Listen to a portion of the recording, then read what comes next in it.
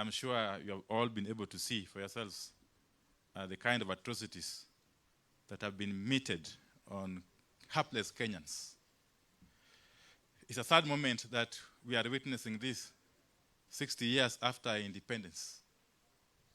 The kind of cruelty that has been exhibited by state agents or people calling themselves state agents is something that was never witnessed even the darkest moments of our colonial history. It's also important to note that the names you have seen scrolling on the screens are basically some of the names that we've been able to document so far. There are a lot more people that have since lost their lives in the hands of the police, whose names we are yet to document. There are also a lot more people who have suffered injuries and are lying either in hospitals or in their homes, whose details we are yet to document. There are equally a lot more people who, as we speak, remain unaccounted for. And in the fullness of time, we shall be able to have a clearer picture. So this is work in progress. But we must say that this is a really most unfortunate situation that we find ourselves in this country.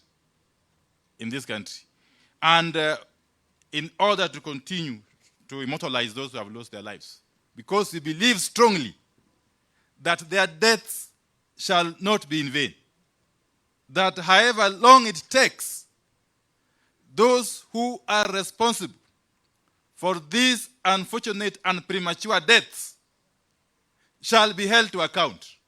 It doesn't really matter how long it takes. It doesn't really matter. And this warning should go out to William Ruto and his surrogates that Kenyans shall not rest easy until the perpetrators of these heinous crimes are eventually brought to book. So in order to immortalize these very, very gallant souls, we shall continue to name them over and over again. And therefore, that's what I'll do right away. Let me once again go through the names of those who have lost their lives very, very quickly. And these people are all over the country. They're all over the country, but the most unfortunate thing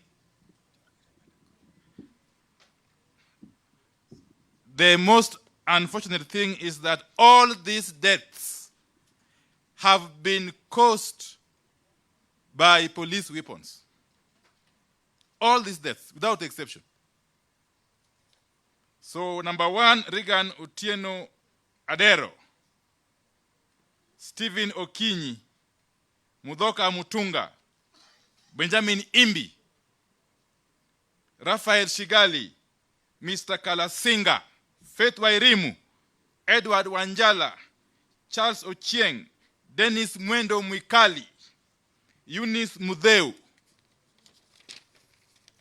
John Musa, Derek Adongo, William Manyange, Peter Ngolanie, Fanuel Ochieng Okelo, John Ochieng, Jojo Togo, Pascal Owino Hayongo, Harris Ochieng, Bernard Ochieng Otana, Meshach Ishereka, Joseph Ogonda Muga, Harris Ochieng, Bernard Kilonzo Mwanzia, Alex Mutinda Nzuve, David Agan, Pascal Owino, Felix Otieno Duor, Muthakie Mudui, John Okoth, George Odhiambo Anyama, John Ochieng, Felix Otieno Opio, Duncan Simiu,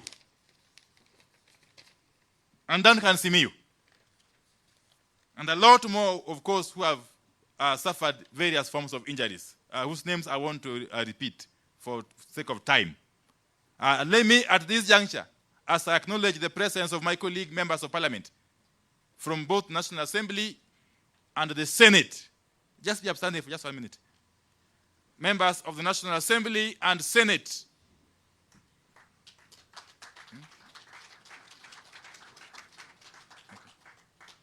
Thank you very much. Thank you very much, colleagues. I will be asking on your behalf the Honorable Mishi Mboku, the Honorable Commissioner Mishi Mboku, to come forward and make some very, very few remarks before we can proceed. But as she comes forward, let me acknowledge the gallant patriots who endured police arrests and were held, some of them were held incommunicado. Some of them are amongst us here, like Honorable Oluoch. Where are you? Honorable Oluoch of Madare. We recognize the Honorable Babu Owino of Embakasi East. The Honorable Ken Chonga of Kilifi South.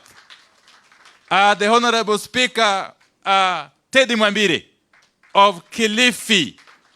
Our members of County Assembly, the leader of majority of the Nairobi County Assembly, Mheshimiwa Emwatok, the Speaker of the County Assembly of Makueni, is yet to be here, yeah. Is yet to be released. Okay, and various other members of the county assemblies. Thank you very much. May God bless who? Yeah, of course. We have Honorable Maina Njenga, our friend Gaucho himself, and many, many others. Thank you. Karibu Mheshimiwa Mishi Mboku.